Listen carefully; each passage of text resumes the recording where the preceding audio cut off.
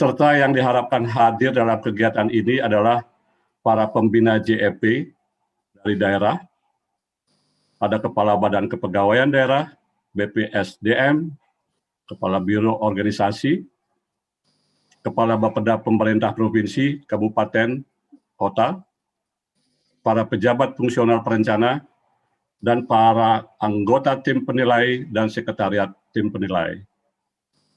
Perlu saya sampaikan, Bapak Ibu sekalian, kegiatan ini telah diselenggarakan sejak kemarin, tanggal 27 April, diikuti hampir 1.000 orang peserta dari pusat, dari kementerian lembaga.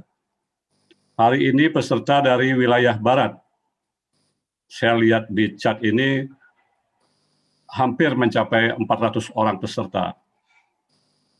Besok, khusus untuk wilayah Tengah dan Timur. Bapak Ibu, yang saya hormati, alur kegiatan hari ini diawali dengan paparan dari para narasumber. Pertama, Bapak Dr. Gus Pika, Kepala Pusat Pembinaan, Pendidikan dan Pelatihan Perencana Bappenas, dengan topik bahasan petunjuk teknis penilaian kinerja perencana dan tata kerja tim penilai angka kredit. Kedua, kita bergabung lagi dengan Ibu Ika dari Direktorat Jabatan Aparatur Sipil Negara, Badan Kepegawaian Negara. Beliau akan menyampaikan topik Aturan BKN nomor 20 tahun 2020 tentang petunjuk pelaksanaan pembinaan jabatan fungsional perencana.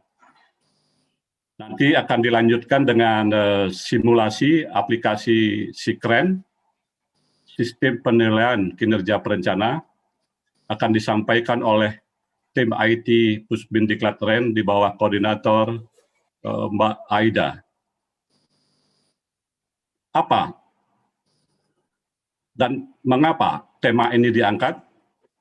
Mari kita dengar, kita saksikan paparan pertama dari Bapak Dr. Gus Pika. Pak Gus Pika, waktu persilakan. Waktu Bapak 25 menit, Pak. Baik. Silakan, Pak. Baik, terima kasih Pak Gede, Bapak Ibu sekalian, para Kepala Bapeda, para Kepala BKD, BKP SDM, Biro Organisasi, kemudian anggota tim penilai, kemudian juga para perencana di wilayah Barat, dan Bapak Ibu sekalian yang hadir di dalam forum ini. Assalamualaikum warahmatullahi wabarakatuh. Waalaikumsalam warahmatullahi wabarakatuh. Sosialisasi mengenai Juknis ini yang merupakan turunan dari Permenpan 4 tahun 2020 tentang jabatan fungsional perencana, ini sudah yang ketiga kali. Jadi yang pertama di bulan Mei tahun 2020, itu kita bicara Juknis juga. Kemudian 1, 2, 3 Desember tahun 2020 kita bicara Juknis juga. Dan sekarang ini mudah-mudahan pertemuan final dalam rangka finalisasi dari Juknis penilaian kinerja perencana, sehingga nanti saya tidak akan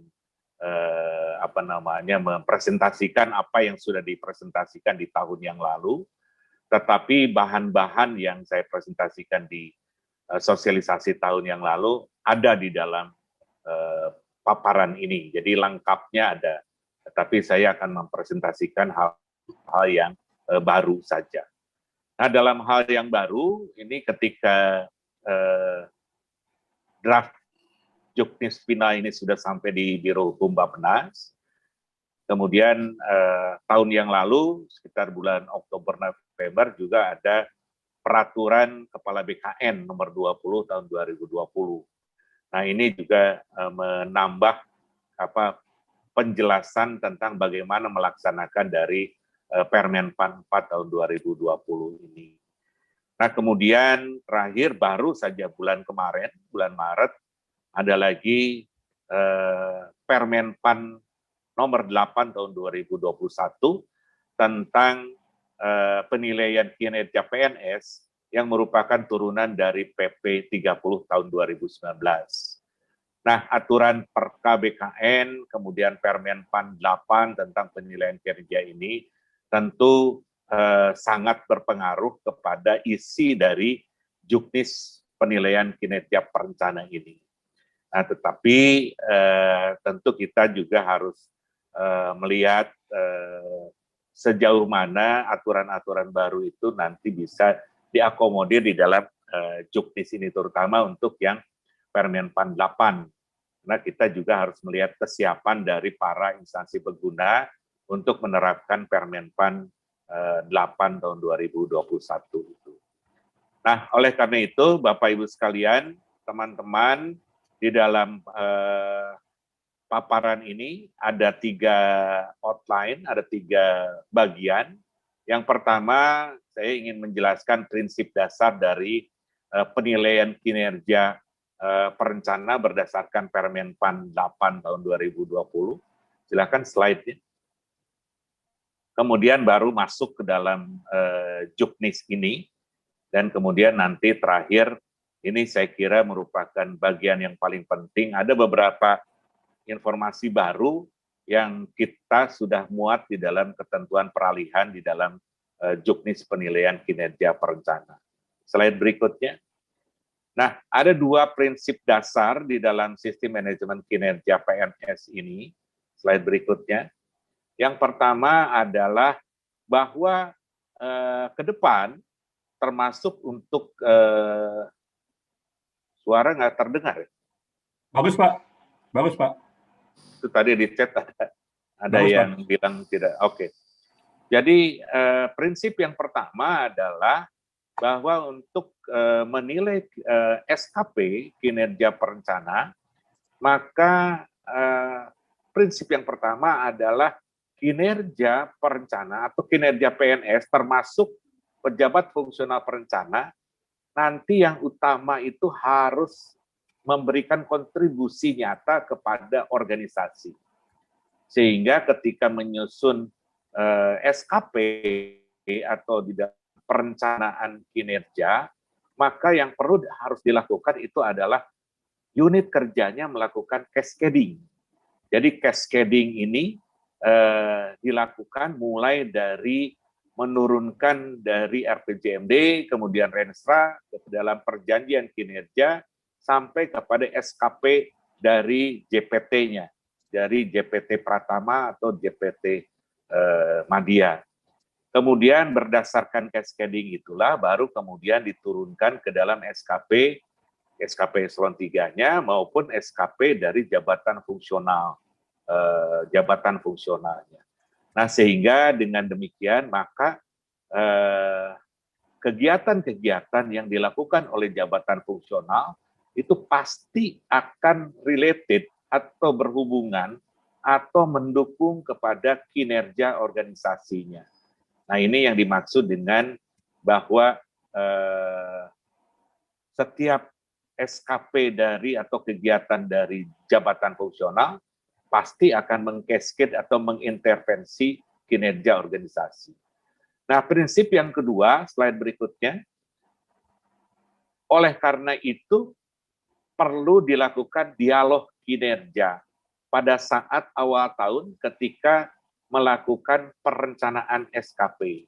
Nah, apa yang dimaksud dialog kinerja ini? Ini adalah forum SKP, ketika menyusun SKP perlu atau eselon 2-nya atau JPT-nya wajib untuk mengadakan forum SKP 2 arah, di mana terjadi dialog antara atasan dengan bawahan dalam rangka melakukan penyelarasan kinerja dan menentukan strategi pencapaian kinerja.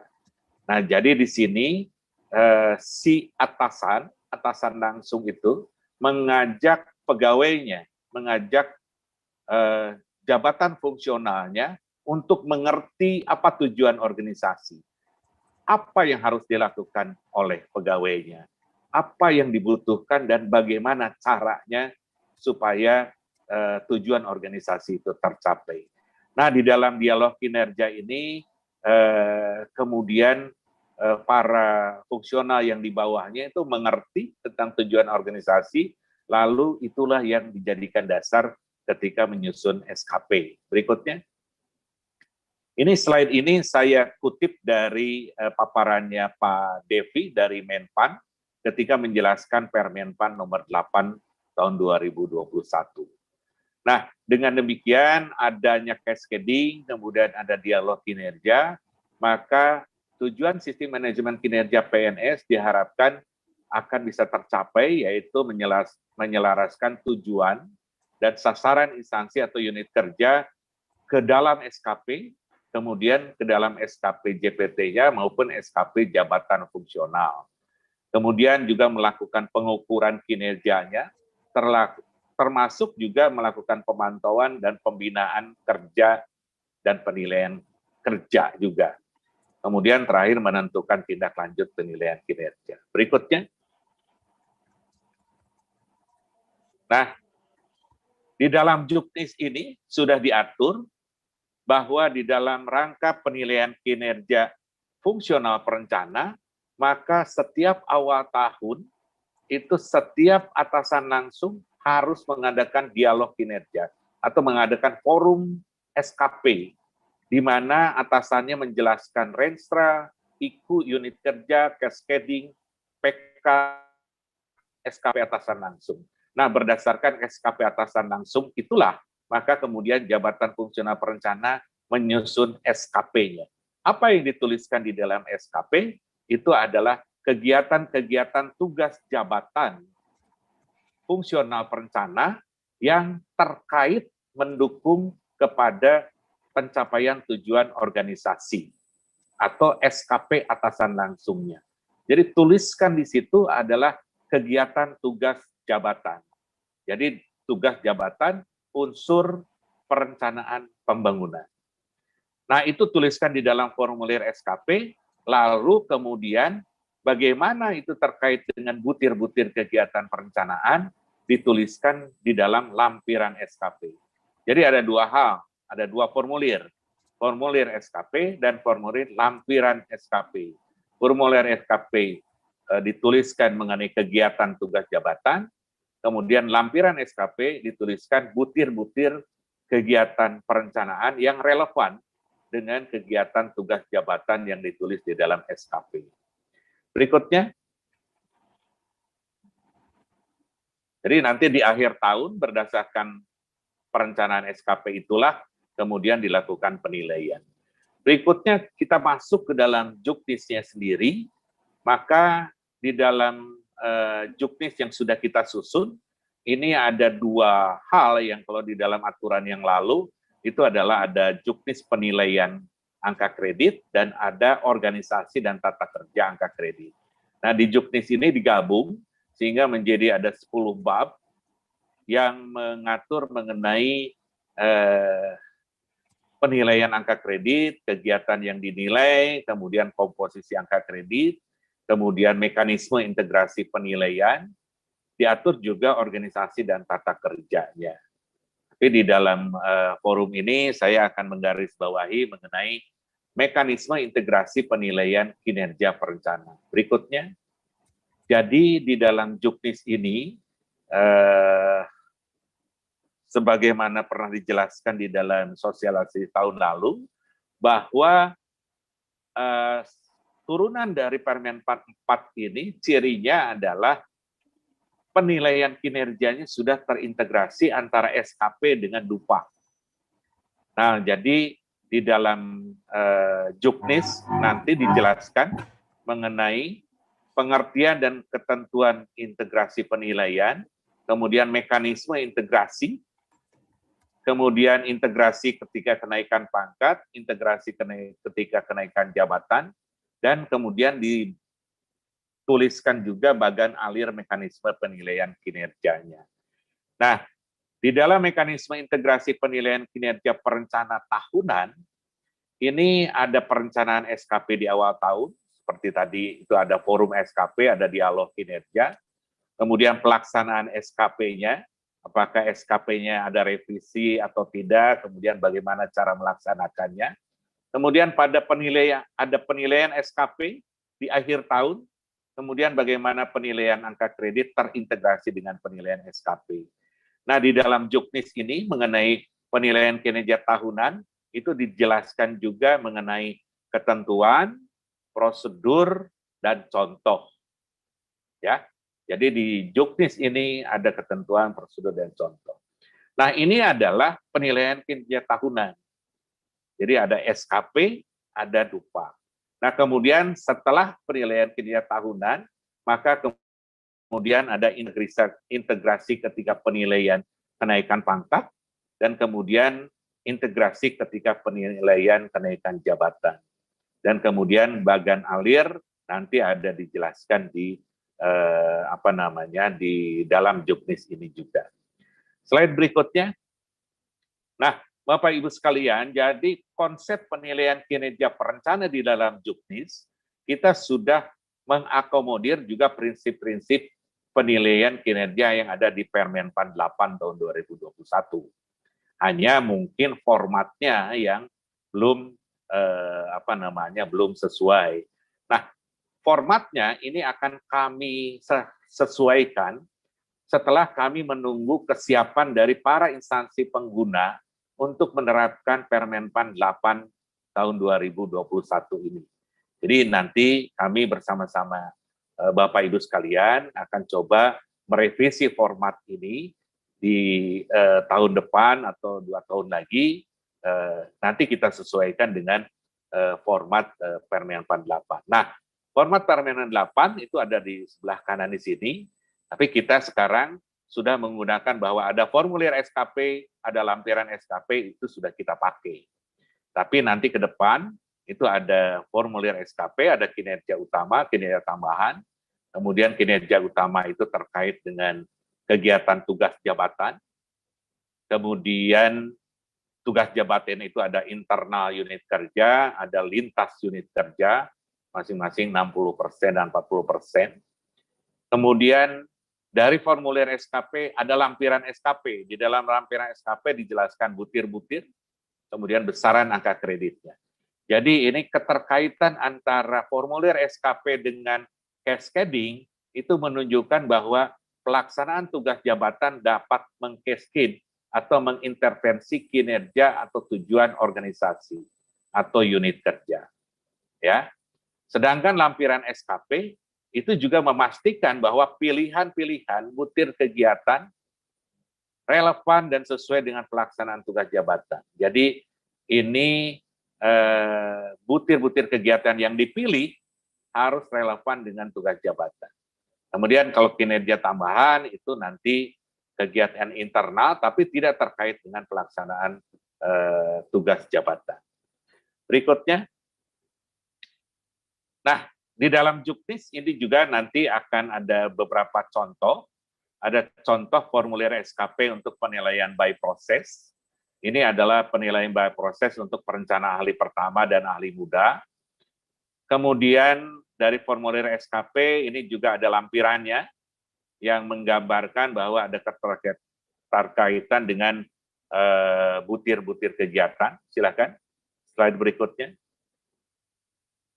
Nah, ini menunjukkan adanya butir-butir kegiatan yang relevan dengan kegiatan tugas jabatan di dalam SKP-nya. Nah, ini adalah SKP dan lampiran SKP penilaian by proses. Berikutnya adalah SKP dan lampiran SKP untuk penilaian by output, yaitu penilaian untuk perencana ahli madya dan perencana ahli utama.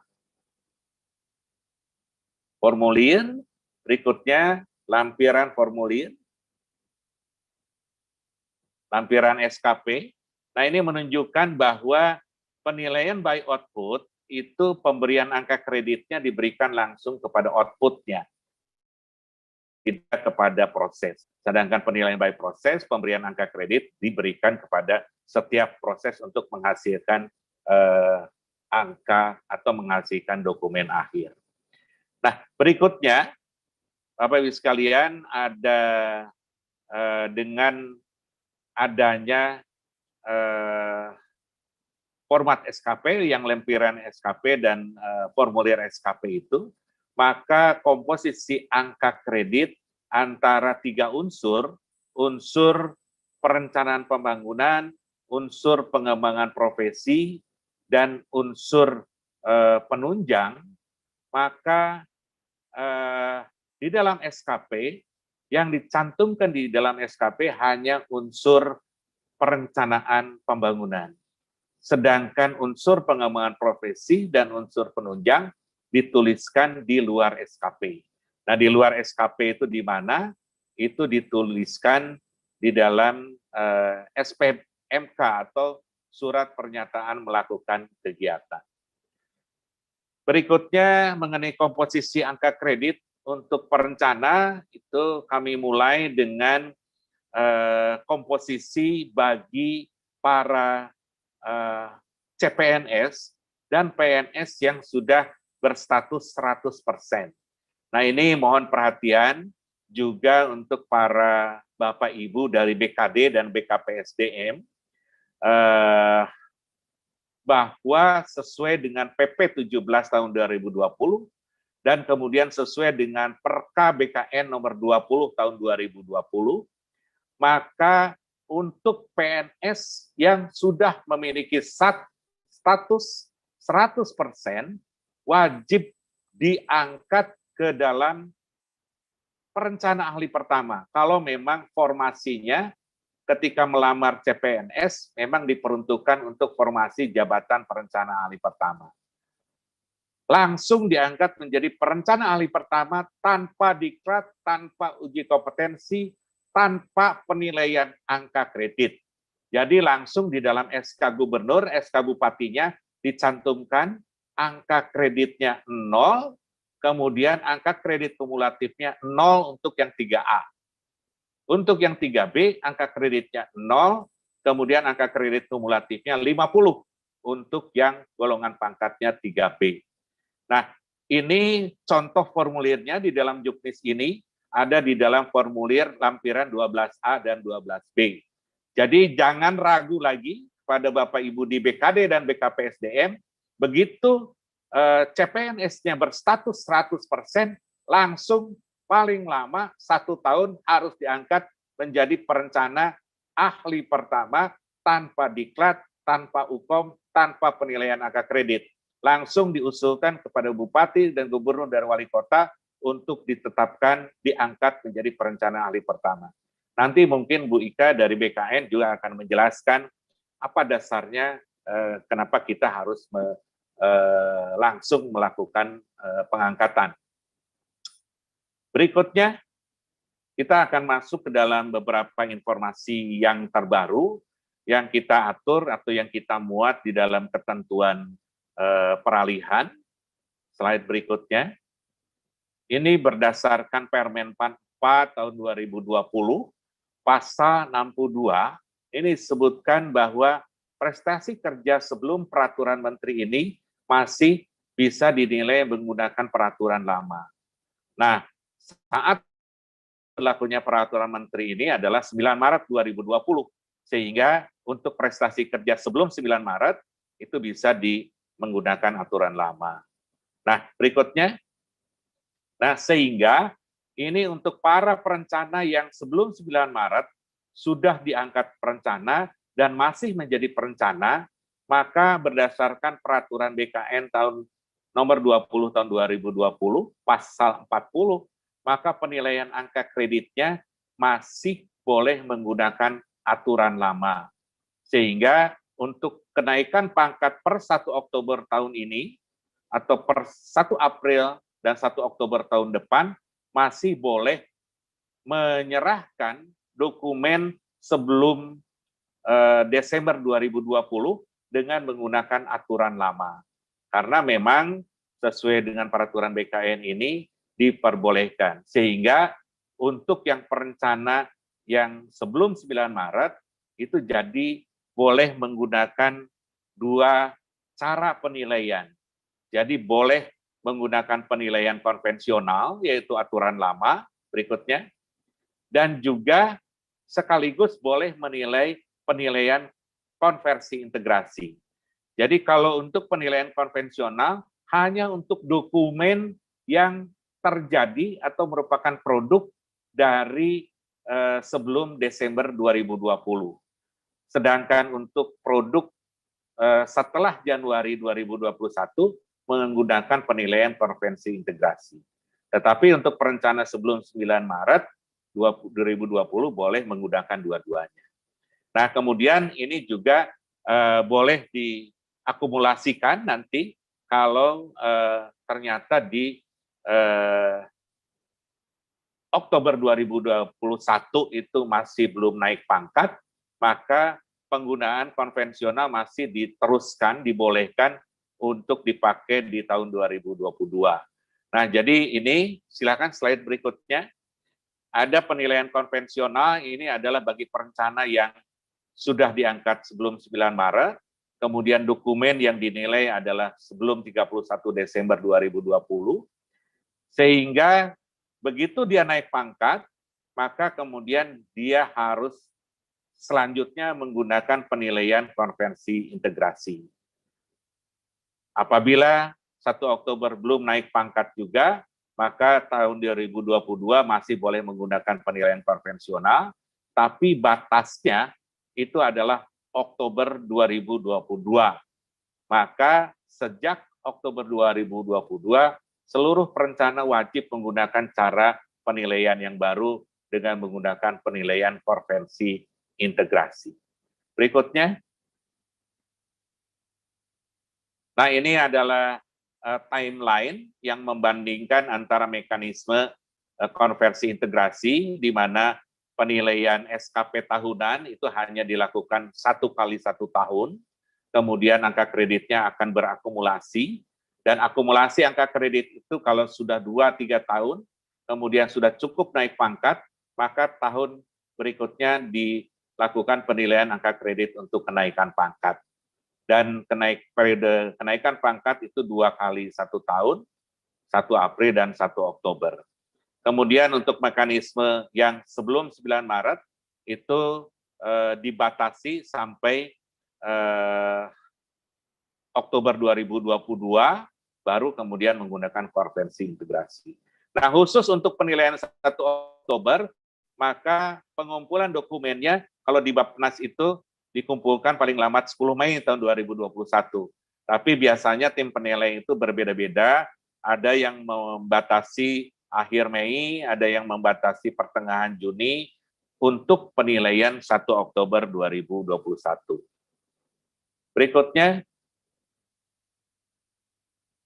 Nah, dengan variasi ada penggunaan SKP, kemudian ada yang sudah terintegrasi dengan angka kredit, maka kategori instansi pengguna itu ada 4, ada yang sudah menggunakan SKP, ada yang belum, kemudian kategori 2 sudah menggunakan SKP tapi masih belum terintegrasi dengan Dupak, kemudian kategori 3 ada yang sudah terintegrasi dengan Dupak, kategori 4 sudah terintegrasi bahkan sudah punya aplikasi. Nah, ini setelah sosialisasi ini kami akan menyurati semua BKD dan BKP SDM kira-kira termasuk ke dalam kategori yang mana, sehingga ini nanti bisa kita atur bagaimana penggunaan Juknis ini atau penerapan Juknis ini, dan juga penerapan aplikasi Sikren nanti. Demikian barangkali Pak Gede, mungkin lebih waktunya 1 menit ya. Berikutnya, saya ingin menjelaskan mengenai bahwa kami masuk di dalam zona integritas dan sudah mendapatkan penghargaan WBK dan menuju WBWBM. Kami sudah menandatangani fakta integritas juga dan menjamin bahwa layanan publik yang kami lakukan itu benar, akurat, profesional, dan berkualitas, tidak menerima gratifikasi dan bebas KKN, serta bebas benturan kepentingan. Untuk Bapak Ibu yang melihat ada indikasi kami melakukan gratifikasi atau korupsi, mohon memberitahu inspektur di Bappenas. Berikutnya, mengenai kampanye bebas narkoba, kami juga melaksanakan Impres nomor 2, dan ini kami lakukan untuk para karya siswa supaya juga melengkapi dengan surat bebas narkoba. Demikian Pak Gede, lebih kurangnya mohon maaf. Assalamualaikum warahmatullahi wabarakatuh. Assalamualaikum warahmatullahi wabarakatuh. Pak Gus Pika, terima kasih banyak paparannya. Waktu juga tepat sekali. Bapak Ibu sekalian, saya akan mencoba sedikit merefresh atau meringkas apa yang disampaikan oleh Pak Gus Pika tadi mengenai hal-hal penting di dalam Juknis ini. Pertama, beliau telah memaparkan petunjuk teknis penilaian kinerja perencanaan dan tata kerja tim penilai angka kredit. Beliau paling tidak menjelaskan 3 poin pokok, Bapak Ibu sekalian. Mulai dengan poin pertama, beliau membedah dan mengingatkan kepada kita semua pentingnya prinsip dasar dalam sistem manajemen kinerja pegawai negeri sipil ini. Dan beliau menyampaikan hal penting lain mengenai perlu diperhatikan alur cascading kinerja organisasi, kinerja individu PNS. Yang menarik adalah perlunya ada dialog kinerja. Nah, dialog kinerja ini ada satu forum tahunan di awal tahun, bagaimana nanti atasan dan para pemangku jabatan fungsional duduk bersama menyelaraskan tujuan dan sasaran instansi, unit kerja, atasan langsung dengan JEP ke dalam SKP. Nah, ini poin pertama yang perlu kita perhatikan bersama. Poin penting yang kedua, beliau menjelaskan tentang petunjuk teknis penilaian kinerja perencanaan dan tata kerja tim penilai angka kredit. Ini dalam konteks ini paling tidak ada 10 bab, ya. Tapi beliau memberikan fokus perhatian yang penting. Dan ini menjadi backbone bagi kita semua adalah pada bab 6. Bukan berarti bab lainnya tidak penting, tapi fokus perhatian perlu diberikan di dalam bab ini, karena ini terkait dengan mekanisme integrasi penilaian kinerja perencana. Nah, untuk mempermudah pemahaman kita di dalam konteks ini, beliau menyajikan kasus-kasus studi formulir SKP, mulai dari penilaian by proses untuk perencana ahli pertama dan perencana ahli muda. Ada juga formulir SKP penilaian by output untuk perencana ahli media dan perencana ahli utama. Nah, dengan adanya formulir ini dan ada simulasinya, ini mempermudah pemahaman kita bersama. Yang terakhir, Bapak Ibu sekalian, yang penting beliau sampaikan, yang ketiga ini adalah membahas pentingnya ketentuan peralihan di dalam petunjuk teknis penilaian kinerja perencana ini. Hal yang menarik dalam konteks ini adalah uraian dalam poin ini adalah mekanisme integrasi penilaian kinerja perencana. Ini sebagaimana tertuang di dalam Permen PAN RB nomor 4 tahun 2020. Itu catatan-catatan penting, Bapak Ibu sekalian, dari Bapak Dr. Gus Pika. Saya yakin Bapak Ibu yang hadir di sini sudah lebih dari 400-500. Bapak Ibu memiliki banyak unek-unek dan pertanyaan-pertanyaan terkait dengan isu-isu ini. Silakan Bapak Ibu, jika ada unek-unek pertanyaan-pertanyaan, disampaikan di dalam kolom chat. Pertanyaan-pertanyaan ini akan ditampung dan akan dijawab oleh tim Pusbindiklatren. Bapak Ibu nanti bisa melihat jawaban atas pertanyaan di klinik perencana. Ini ada di web Pusbindiklatren. Nanti Bapak Ibu, bagi yang langsung ingin bertanya, setelah paparan simulasi Sikren, akan ada tanya jawab melalui raise hand dalam waktu yang cukup. Bapak Ibu sekalian, tidak berpanjang lebar saya di sini, kita akan masuk kepada paparan kedua. Selanjutnya kami persilakan Ibu Ika. Kita berjumpa lagi Bu Ika. Kemarin beliau memaparkan hal yang sama. Beliau dari Direktorat Jabatan Aparatur Sipil Negara BKN. Beliau akan menyampaikan dan menyajikan paparan dengan topik Aturan BKN nomor 20 tahun 2020 tentang petunjuk pelaksanaan pembinaan jabatan fungsional perencana. Monggo Ibu, waktu Ibu 20 menit. Kami persilakan. Terima kasih Bapak Moderator. Assalamualaikum warahmatullahi wabarakatuh. Yang saya hormati Bapak Profesor Guspika, Kapusdiklatren, kemudian Bapak Made dalam hal ini ada sebagai moderator, kemudian panitia dan Bapak Ibu peserta sosialisasi pada hari ini. Alhamdulillah saya hari ini mewakili Bapak Direktur Jabatan ASN yang hari ini berhalangan hadir.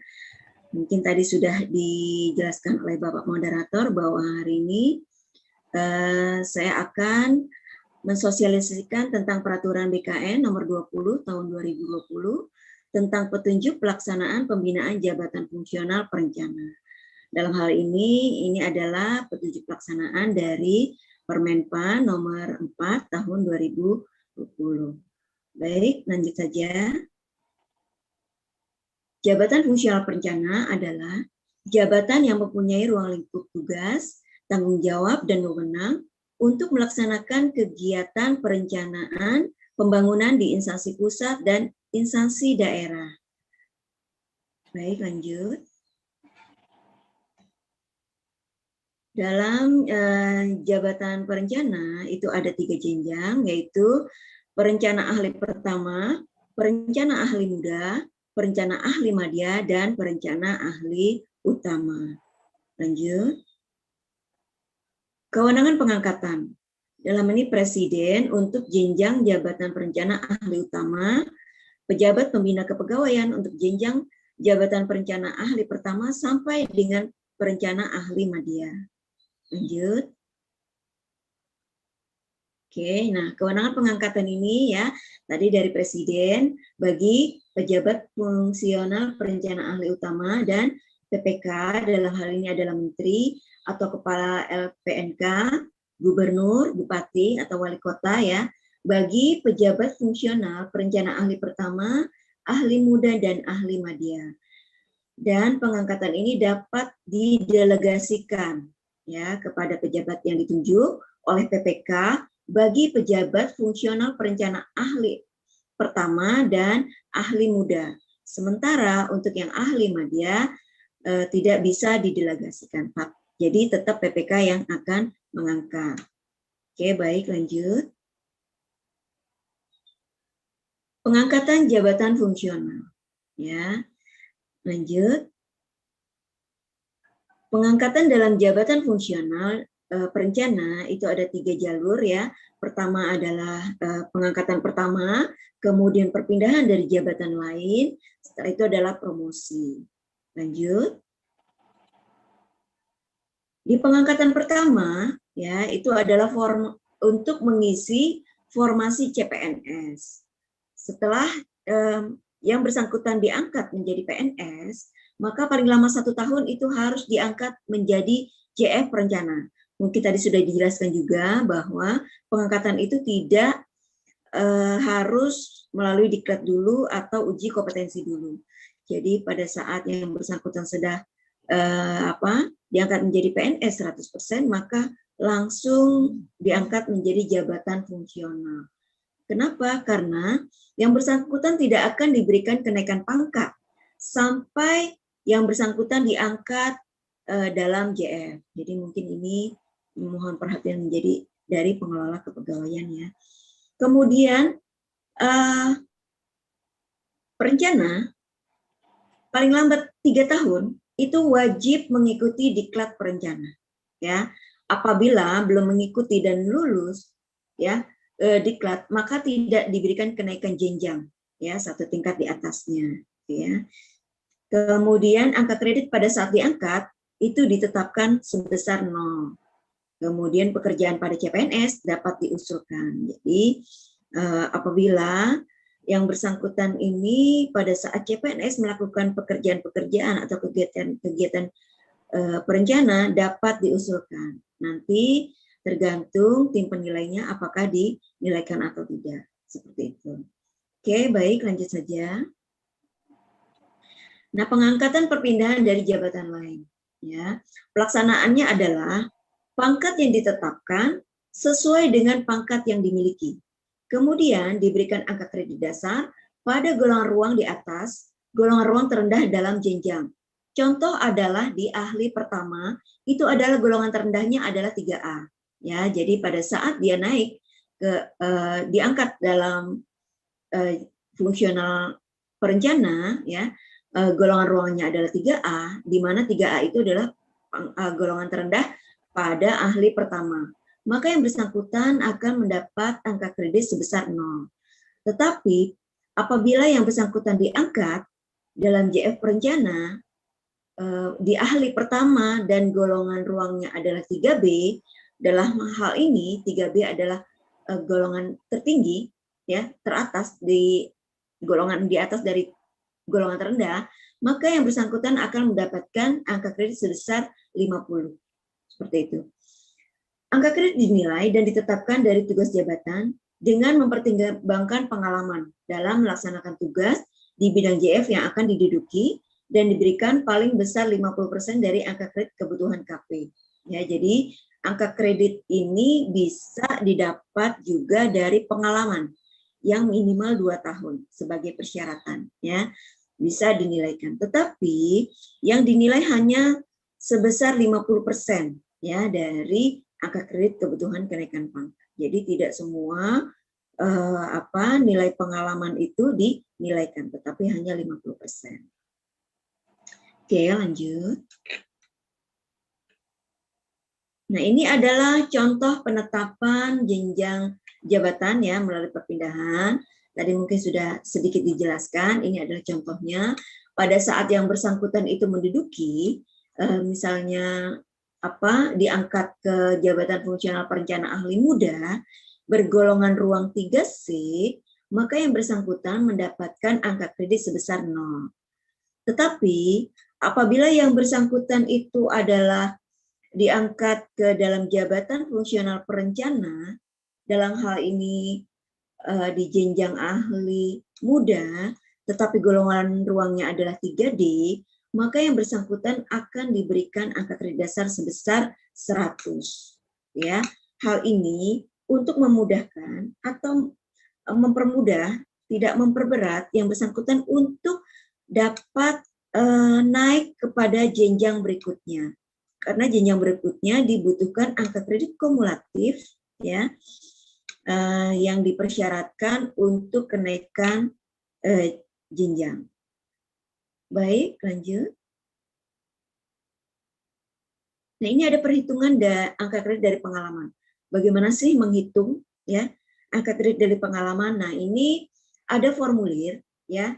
Di sini ada nomor, kemudian ada kegiatan-kegiatan yang dilaksanakan oleh yang bersangkutan, ya, sebagai pengalaman sebelum yang bersangkutan diangkat dalam jabatan fungsional perencana. Kemudian di sini ada angka kreditnya, ya. Setiap butir didapat dari butir kegiatan yang ada di Permenpan nomor 4 tahun 2020, ya. Kemudian dijumlahkan, diakumulasi, sehingga yang bersangkutan mendapatkan 21,1. Ya. Inilah angka kredit yang dihitung sebagai angka kredit dari pengalaman. Seperti itu, ya. Dan apabila yang bersangkutan itu adalah masih di golongan 3C, maka pengalaman ditambah dengan angka kredit awal sebesar 0. Oke. Baik, lanjut saja. Kemudian ada perpindahan ahli utama ke ahli utama lainnya. Ya, persyaratannya adalah tersedianya formasi, kemudian ijazah yang dimiliki sesuai dengan bidang keilmuan yang ditetapkan, kemudian mengikuti dan lulus uji kompetensi, kemudian memiliki pengalaman paling kurang yaitu 2 tahun, ya, dan berusia paling tinggi 63 tahun. Oke, baik, lanjut saja.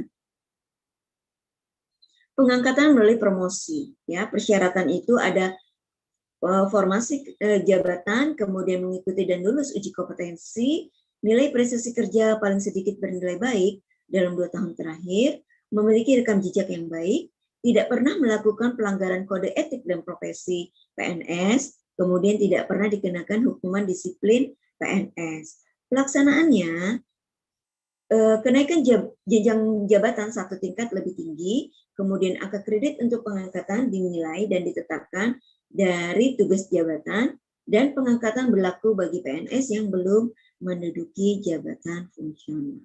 Oke, lanjut. Nah, ini promosi untuk jabatan fungsional ya, dilaksanakan atas dasar pengembangan karir, kemudian kebutuhan organisasi yang bersifat strategis ya, di mana kriterianya adalah termasuk dalam kelompok rencana suksesi, kemudian menghasilkan inovasi. Inovasi di sini adalah inovasi yang bermanfaat bagi instansi dan kepentingan nasional dan diakui oleh lembaga pemerintah terkait bidang inovasinya, juga memenuhi standar kompetensi. Kemudian pengangkatan berlaku bagi JF ahli madya yang dipromosikan ke JPT Pratama, ahli utama dipromosikan ke JPT ahli madya dan utama, atau JPT ahli muda dipromosikan ke jabatan administrator, JF penyelia dan atau ahli pertama dipromosikan ke dalam jabatan pengawas ya. Nah, hal ini dilaksanakan sesuai dengan ketentuan tentang pengisian JPT dan secara kompetitif berbasis merit system. Oke, lanjut. Ini adalah target angka kredit ya. Lanjut saja. Angka kredit minimal setiap tahun bagi jabatan fungsional ahli pertama yaitu 12,5 angka kredit, kemudian 25 angka kredit untuk ahli muda, 37,5 angka kredit untuk ahli madya, dan 50 angka kredit untuk ahli utama. Ya, apabila yang bersangkutan sudah mencukupi untuk kebutuhan naik pangkat atau naik jenjang, tetapi yang jenjang di atasnya itu belum ada formasi, maka ya untuk ahli pertama hanya dipersyaratkan 10 angka kredit setiap tahunnya, untuk ahli muda adalah 20 angka kredit, dan ahli madya adalah 30 angka kredit. Bagi angka kredit yang pangkat tertinggi di jenjang tertinggi, dalam hal ini adalah ahli utama dengan pangkat golongan 4E, maka angka kredit yang dibutuhkan yang dipersyaratkan hanya 25 angka kredit setiap tahunnya pada ahli utama. Oke, baik. Lanjut. Ini penilaian kinerja. Lanjut saja. Ya, di mana penilaian kinerja itu terdiri dari dua, yaitu SKP dan perilaku kerja. Baik, lanjut. Nah, SKP di sini disusun di awal tahun, ditetapkan oleh atasan langsung berdasarkan penetapan kinerja unit kerja, kemudian diambil dari butir kegiatan yang merupakan turunan dari penetapan kinerja sesuai jenjang jabatan dan terdiri atas kinerja utama dan atau kinerja tambahan. Oke, lanjut. Nah, ini adalah contoh capaian angka kredit. Jadi apabila seseorang sudah menargetkan SKP ya di angka kredit sebesar 27,87, maka capaian SKP-nya didapat 89,24, maka angka kredit yang diperoleh adalah 24,87. Didapat dari 89,24 dipresentasikan dikalikan dengan target angka kredit yaitu 27,87. Nah, di sebelahnya itu adalah format ya bagi penilaian capaian angka kredit berdasarkan capaian SKP. Oke, lanjut. Nah, ini adalah capaian SKP ya. Paling tinggi 150%. Jadi kalau dulu yang namanya capaian angka kredit itu sebanyak-banyaknya, semua diakomodir. Tetapi sekarang ya untuk JF perencana itu tidak semuanya bisa diakomodir. Yang diakomodir hanya 150%. Jadi apabila ya ada perencana ahli muda ya itu sebesar 25 minimal per tahun, maka yang bisa dinilaikan hanya 37,5 angka kredit. Ya, selebihnya tidak bisa dinilaikan. Oke, lanjut. Ini ada penetapan angka kredit ya, PAK ya, bahwa capaian angka kredit ditetapkan dalam bentuk PAK oleh pejabat yang menetapkan angka kredit. Kemudian hasil PAK dapat digunakan sebagai bahan pertimbangan dalam penilaian kinerja. PAK untuk kenaikan pangkat jabatan fungsional dilakukan 3 bulan sebelum periode kenaikan pangkat PNS dengan ketentuan. 1. Untuk kenaikan pangkat periode April, maka angka kredit ditetapkan paling lambat pada bulan Januari tahun yang bersangkutan. Kedua, untuk kenaikan pangkat periode Oktober, maka angka kredit ditetapkan paling lambat pada bulan Juli tahun yang bersangkutan. Dan ini adalah contoh formulir dari PAK. Ya. Oke, lanjut saja.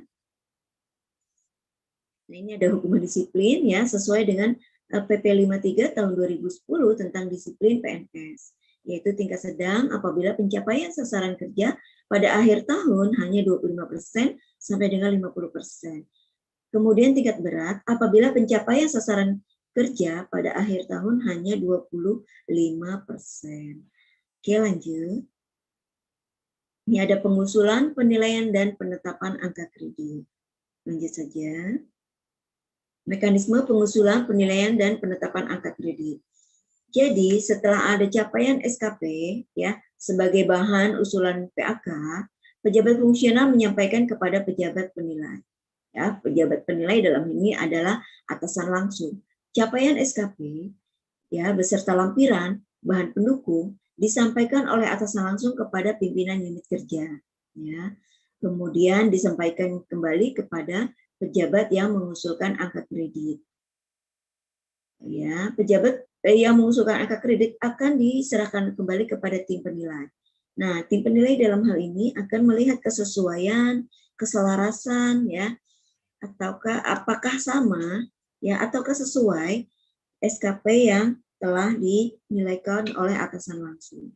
Apabila tidak disetujui oleh tim penilai, maka dikembalikan sebagai bentuk rekomendasi. Ya.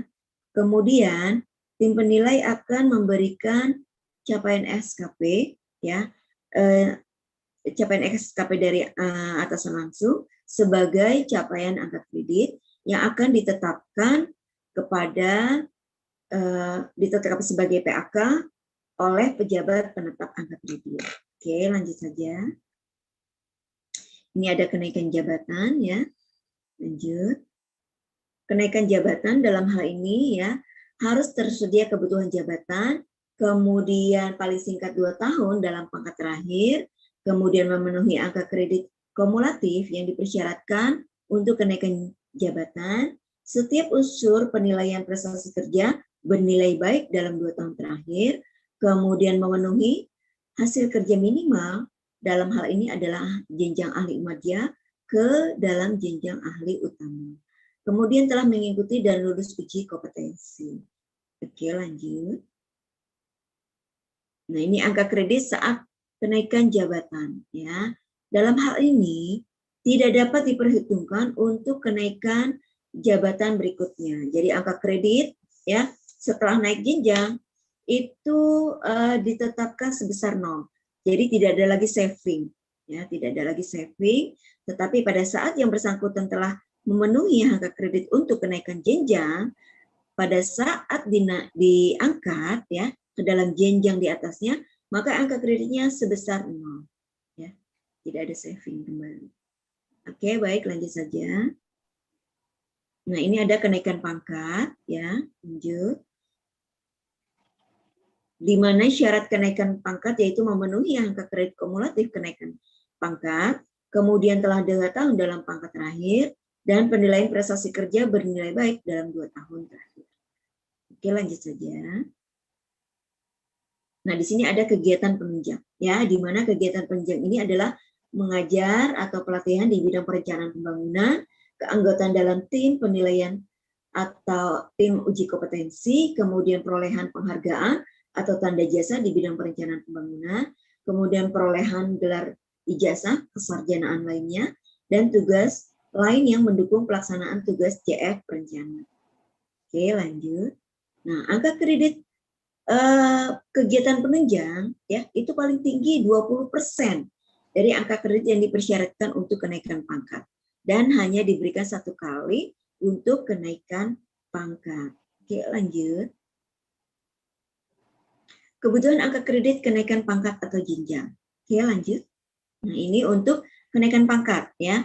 Di ahli pertama ya, apabila 3A ke dalam 3B, maka dibutuhkan 50 angka kredit, 3B ke 3C itu adalah 50 angka kredit, kemudian 3C ke 3D yang dibutuhkan adalah 10 angka kredit, 100 angka kredit, 3D ke 4A itu 100 angka kredit, ya 4A ke 4B itu 150, 4B ke 4C itu 150, dan 4C ke 4D itu 150, kemudian 4D ke 4 E itu adalah 200 ya. Lanjut. Kemudian kebutuhan angka kredit untuk kenaikan jabatan. Ya, dari angka kredit pertama ke ahli muda yaitu 100 angka kredit, kemudian ahli muda ke ahli madya itu 200 dan ahli madya ke ahli utama itu 450. Ya, lanjut. Pemberhentian dan pengangkatan kembali. Lanjut. Pemberhentian jabatan fungsional, pertama itu mengundurkan diri. Ya, itu harus dipertimbangkan dalam hal memiliki alasan pribadi. Jadi tidak semua jabatan fungsional dapat mengajukan pengunduran diri. Ya, harus dilihat oleh PPK, di ACC atau tidak. Yang kedua adalah diberhentikan sementara sebagai PNS, kemudian menjalani cuti di luar tanggungan negara, kemudian menjalani tugas belajar lebih dari 6 bulan, kemudian ditugaskan secara penuh pada jabatan pimpinan tinggi, jabatan administrator, jabatan pengawas, dan jabatan pelaksana. Dan yang keenam adalah tidak memenuhi persyaratan jabatan. Dalam hal ini tidak memenuhi kualifikasi pendidikan untuk menduduki jabatan fungsional dan tidak memenuhi standar kompetensi dalam jabatan fungsionalnya. Oke, lanjut. Nah, dapat diangkat kembali pada jenjang jabatan dan angka kredit terakhir ya untuk JF yang diberhentikan karena alasan nomor 2 sampai dengan nomor 5 ya. Dapat diangkat kembali sesuai dengan jenjang jabatan dan angka kredit terakhir. Kemudian tersedianya lowongan kebutuhan. Setelah itu untuk JF yang diberhentikan karena ditugaskan di luar JF ya dalam hal ini ditugaskan sebagai struktural ya atau pelaksana, maka yang bersangkutan itu berkinerja sesuai dengan angka kreditnya. Setelah 1 tahun, yang bersangkutan boleh mengikuti uji kompetensi sesuai dengan pangkat yang dimilikinya saat ini. Ya, jadi bisa untuk uji kompetensi sesuai dengan golongan ruang yang dimiliki saat ini. Oke, lanjut. Nah, dalam hal ini adalah ada peran BKN dalam pembinaan jabatan fungsional. Lanjut saja. Peran BKN ya dalam pembinaan jabatan fungsional. Ini ada instansi pembina, dalam hal ini adalah Bappenas, kemudian ada instansi pengguna, dalam hal ini adalah instansi yang menggunakan jabatan fungsional perencana. Nah, peran BKN adalah sebagai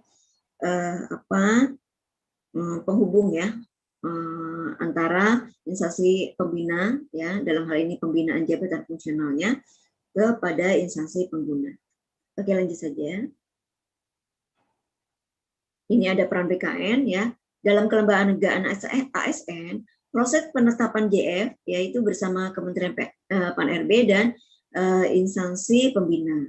Kemudian menyusun peraturan BKN ya. Kemudian dalam hal manajemen ASN itu BKN berperan sebagai ada pertek ya, pengangkatan ahli utama, kemudian kenaikan pangkat JF, kemudian sebagai instansi pembina ya bagi JF asesor SDM aparatur, analis SDM aparatur, peranata SDM aparatur, dan auditor SDM aparatur. Ya, dalam sistem informasi itu ada penyelenggara sistem informasi ASN. Dalam hal ini adalah SAPK. Baik, mungkin itu saja sedikit gambaran ya sosialisasi per BKN nomor 20 tahun 2020 ya. Akhir kata, Assalamualaikum warahmatullahi wabarakatuh. Saya serahkan kembali kepada Bapak Gede sebagai moderator. Terima kasih. Baik, Ibu Ika, terima kasih banyak paparan Ibu. Bapak Ibu sekalian, Ibu Ika telah menyampaikan banyak hal terkait dengan peraturan BKN nomor 20 tahun 2020. Jadi beliau secara singkat memaparkan mulai dari pembahasan tentang jenjang jabatan, kewenangan pengangkatan perencana. Di sini yang menarik, beliau menyampaikan bahwa CPNS kalau sudah mencapai 100% diangkat menjadi perencana ahli pertama. Ada formasi tanpa diklat, tanpa uji kompetensi antara lain. Jadi Bapak Ibu sekalian mungkin sudah mencatat semua apa yang disampaikan oleh Ibu Ika. Beliau juga menyinggung terkait dengan hal-hal terkait dengan kalau tidak memenuhi angka kredit, apa dampak-dampak yang akan diterima oleh pemangku jabatan fungsional. Karena Bapak Ibu sekalian, sekarang sanksi yang diberikan kepada jabat fungsional dibandingkan di masa saya begitu ya. Saya sudah 35 tahun di Bappenas. Saya melihat kawan-kawan pernah mendapat sanksi yang luar biasa. Kalau tidak memenuhi angka kredit, itu langsung dongsep, jatuh begitu ya. Jadi sekarang mungkin sanksinya sudah relatif lebih ringan. Dan Bu Ika juga menyampaikan terkait dengan peran BKN dalam pembinaan JF, jabatan fungsional. Baik, saya tidak akan berpanjang lebar di sini. Yang jelas, Bapak Ibu, kalau kita perhatikan peraturan BKN nomor 20 tahun 2020 ini cukup tebal, terdiri dari 15 bab dan 42 pasal. Mungkin Bapak Ibu sekalian tidak mudah untuk memahami kalau tidak memiliki passion di dalam hal ini gitu ya. Tapi Ibu Ika dengan slide 42 slide, beliau menyajikan dengan singkat dan detail. Terima kasih Ibu Ika. Bapak Ibu peserta, saya lihat di chat hari ini sudah mencapai lebih dari 700 orang.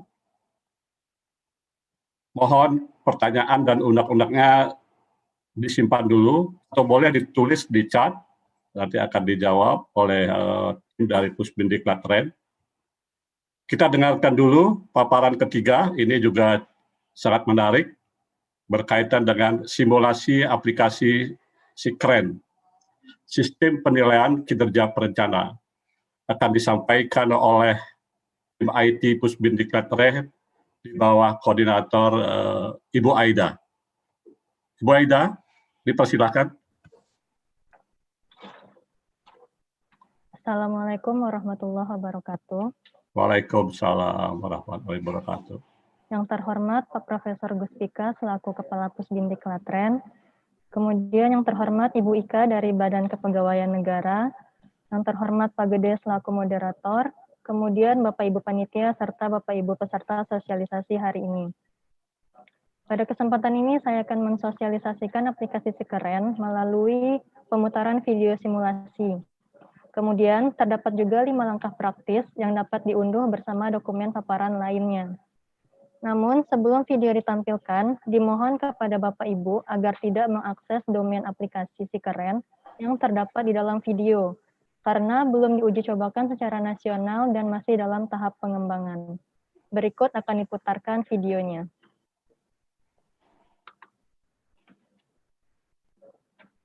Bismillahirrahmanirrahim. Assalamualaikum warahmatullahi wabarakatuh.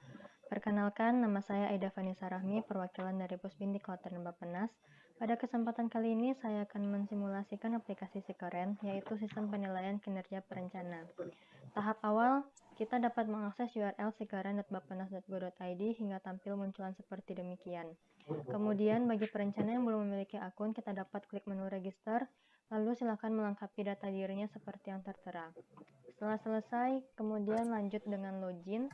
Loginnya menggunakan dengan NIP, di mana saat ini saya sudah membuat akunnya terlebih dahulu, lalu kita bisa login. Untuk perencana yang baru membuat akun, silakan klik menu pengaturan dan melengkapi data dirinya di sini dengan klik data edit data diri, kemudian dapat melengkapi pula data atasan dengan klik edit data atasan. Setelah selesai, silakan masuk ke berkas penilaian dan lakukan buat periode. Pada kesempatan kali ini kita akan coba 2021 dari bulan Januari hingga bulan Desember. Setelah itu kita simpan periodenya. Setelah sukses kita akan masuk berkas penilaiannya. Tahap awal kita akan melakukan upload SKP-nya terlebih dahulu, di mana file upload SKP-nya merupakan perencanaan JFP ahli pertama yang kemudian kita disertai dengan nama dan open, lalu upload SKP. Setelah berhasil, kita bisa langsung buat judul kegiatannya. Semisal,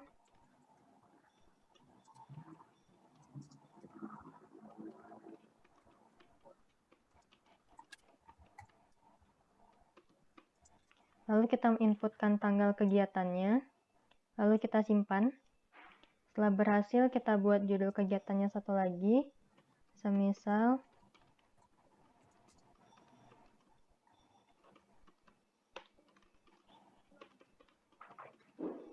lalu kita inputkan tanggal kegiatannya dan kita simpan. Selanjutnya kita bisa mulai input data perencananya, semisal subunsurnya identifikasi masalah, kemudian kegiatan tugasnya identifikasi permasalahan. Kita masukkan ke dalam jalur perencanaan pertama, lalu kita bikin halaman yang ketiga. Kemudian kita inputkan lagi dengan identifikasi masalah juga dan bagian inventarisasi. Kita masukkan ke dalam judul yang kedua dan di halaman 4. Kemudian kita mulai input lagi, kita tambahkan lagi identifikasi. Semisal kita pilih bagian data informasi pertama dan di judul yang pertama dan di halaman kelima. Setelah sukses, tidak lupa pula untuk mengupload laporannya. Semisal ini di unsur perencanaan, berarti kita klik laporannya dengan nama file unsur perencanaan dan disertai dengan nama. Kita open lalu upload. Begitupun dengan judul kegiatan yang keduanya. Setelah selesai kita bisa input pengembangan profesi. Kita contohkan perolehan gelar. Kegiatannya kita contohkan di bulan Juni. Lalu kita isikan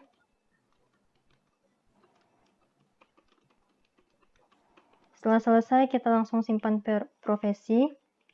Oke. Tidak lupa pula untuk upload file laporannya, unsur pengembangan profesi, kemudian kita open dan upload. Setelah selesai, kita langsung masuk ke penunjang, mulai input kegiatannya. Ini semisalnya untuk pengajar. Jangan lupa isi tanggal dan isi kegiatannya.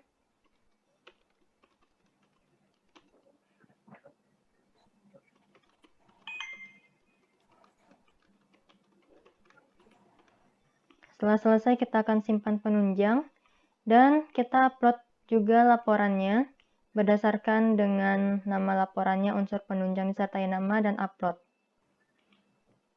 Setelah selesai dan tidak ada lagi yang diubah, silakan selanjutnya kirim ke admin agar bisa diproses lebih lanjut, sehingga data akan terkunci dan tidak bisa diubah lagi. Selanjutnya kita logout dari perencana Maulida, dan kita akan login lagi menuju admin dengan memasukkan NIP-nya, kemudian login. Lalu di sini akan muncul pesan dari Maulida, selanjutnya kita klik proses. Di sini sudah muncul tugas admin di sini yaitu untuk meng-cross-check atau memverifikasi berkas apakah sudah sesuai atau belum antara file SKP yang sudah diinputkan dengan file laporan yang sudah diinputkan oleh perencana tadi. Jika sudah berhasil atau sudah sesuai, maka admin akan melakukan checklist. Namun jika tidak sesuai, admin akan memberikan komentar dan berkas penilaiannya akan dikembalikan lagi kepada perencananya. Nah, kalau sudah sesuai, kita checklist lagi. Ini semisalnya sudah sesuai semua. Kemudian kalau sudah selesai untuk di cross-check-nya, admin akan mengirim ke dalam tim penilai, di mana terdiri dari 2 tim penilai. Kita akan pilih tim penilai satunya dengan nama Ibu Lucy Mustika dan tim penilai 2-nya Ibu Zuraida. Kemudian kita kirim. Oke, setelah sukses, kita akan masuk ke dalam akunnya tim penilai yang pertama atas nama Ibu Lucy. Kita akan masukkan NIP-nya, kemudian login lagi. Selanjutnya kita masuk ke menu pesan. Di sini terdapat dari admin dan milik Maulida, kita read. Maulida ini merupakan perencana ahli pertama. Di sini admin tim penilai 1 akan melakukan penilaian by process, di mana by process ini menggunakan setuju atau tidak setuju. Ini kita misalkan setuju. Jika setuju akan muncul nilai angka kreditnya itu sendiri, namun jika tidak setuju akan muncul nilai 0. Semisal yang untuk berkas yang ketiga kita contohkan tidak setuju, maka nilainya akan keluar adalah 0. Kemudian unsur profesinya kita nilai juga, semisal kita setujui. Lalu penunjang, kita pilih 4 jam semisal, lalu diinputkan. Di sini juga tim penilai dapat melihat filenya apakah sudah sesuai dengan lihat file SKP dan lihat file laporannya. Setelah selesai menilai, tim penilai 1 dapat menyelesaikannya dengan klik penilaian selesai, lalu selesai. Kemudian kita akan lanjut menuju penilai kedua. Kita akan login kembali dengan memasukkan NIP-nya, kemudian login. Di sini juga terdapat pesan berkas milik Maulida, kemudian kita read. Prosesnya mirip dengan yang tadi, yaitu masih by proses dan kita akan menyetujui maupun tidak. Semisal yang kedua ini tidak setuju dan yang ketiga ini disetujui. Lalu pengembangan profesi kita setujui. Setelah itu penunjang. Kita pilih jamnya, kemudian kita input. Setelah selesai untuk input nilai, kita bisa mengklik penilaian selesai dan berkas penilaian akan dikirim ke admin. Selanjutnya kita akan mencobakan untuk login ke akun perencana media. Kita login. Di sini kita akan langsung masuk berkas penilaian, lalu membuat periodenya. Kita buat tahun 2021 dari bulan Januari hingga bulan Desember, lalu kita simpan periode. Selanjutnya kita akan masuk berkas penilaiannya.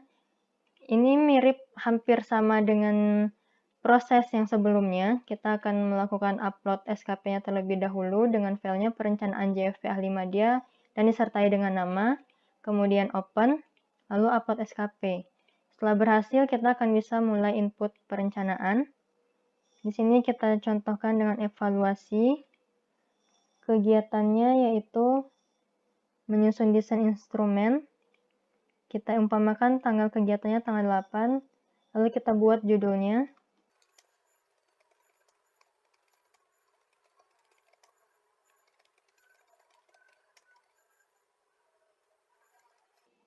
Setelah itu kita simpan perencanaannya. Setelah selesai, tidak lupa pula untuk upload laporannya. Dengan di sini contohnya unsur perencanaan dan disertai dengan nama.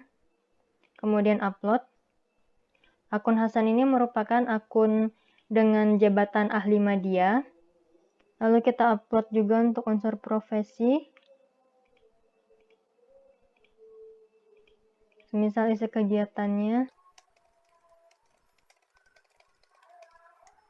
Lalu kita simpan profesi. Tidak lupa pula untuk upload file laporannya dengan nama unsur pengembangan profesi disertai nama. Setelah itu upload Kemudian lanjutkan dengan penunjang.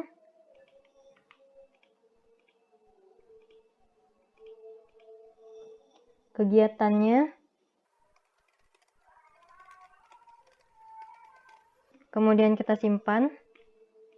Setelah selesai, kita lakukan juga upload laporan, unsur penunjang dan disertai nama. Kita upload penunjang. Setelah berhasil dan tidak ada lagi yang perlu diubah, selanjutnya kita bisa kirim ke admin.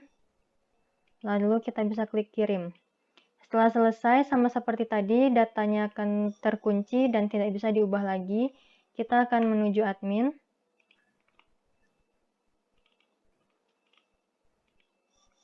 Sama seperti yang tadi, admin akan memverifikasi berkasnya terlebih dahulu. Di sini sudah ada pesan baru dari Hasan, maaf. Kemudian kita proses.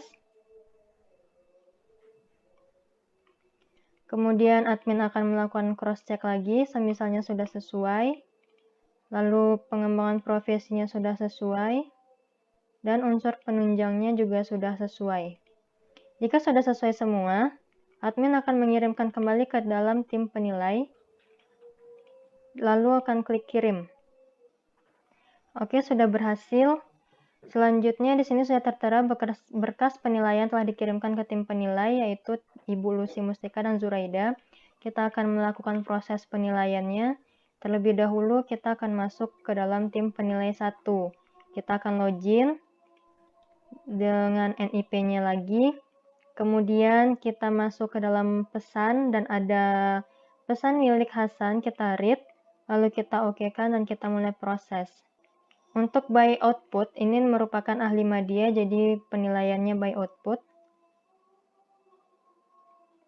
Jadi di sini menilainya berdasarkan form yang sudah tertera, dengan angka dari 0 hingga 100.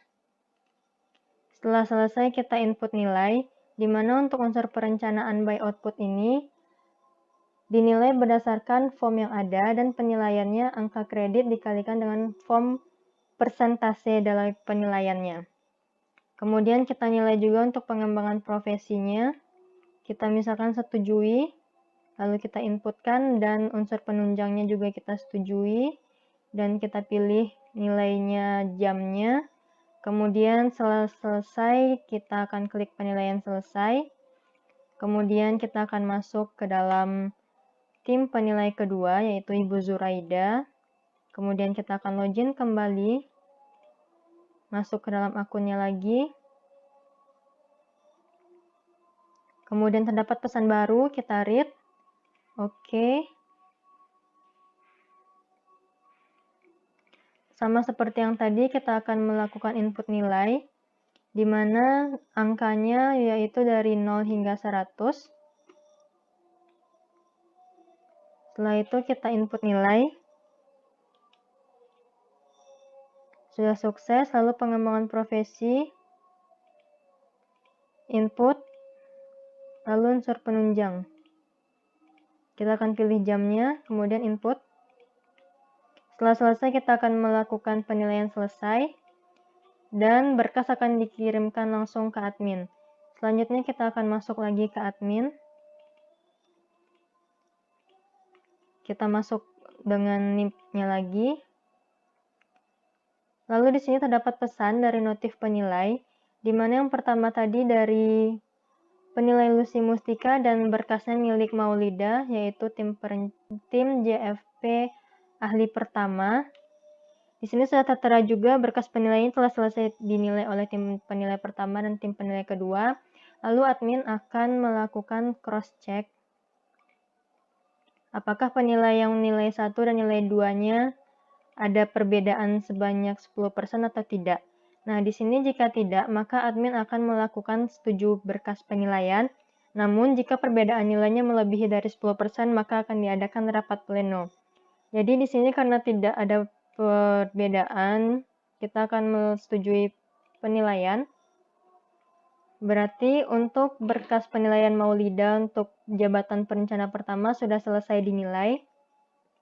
Kemudian kita akan masuk lagi ke pesan dari notif penilai untuk perencana milik Hasan. Kita buka. Milik Hasan ini merupakan perencana jabatan madya. Kita lihat lagi nilainya, tidak ada perbedaan signifikan, tidak berbeda banyak 10%, lalu kita akan setujui berkas penilaiannya dan konfirmasi. Setelah selesai, kita bisa download di admin. Semisal untuk yang Hasan dan Maulida, kita lihat. Di sini kita juga bisa melihat download outputnya berupa bapak, file bapak. Kita akan melihat dan kita bisa akan download file berupa PDF. Dan di sini akan tertera lalu bisa disimpan. Kemudian di sini juga terdapat untuk setiap unsurnya, semisal untuk unsur perencanaan, bisa juga di-download berbentuk PDF. Kemudian kita bisa logout dari admin dan kita buka salah satu dari perencana tadi. Semisal kita buka untuk perencana Maulida.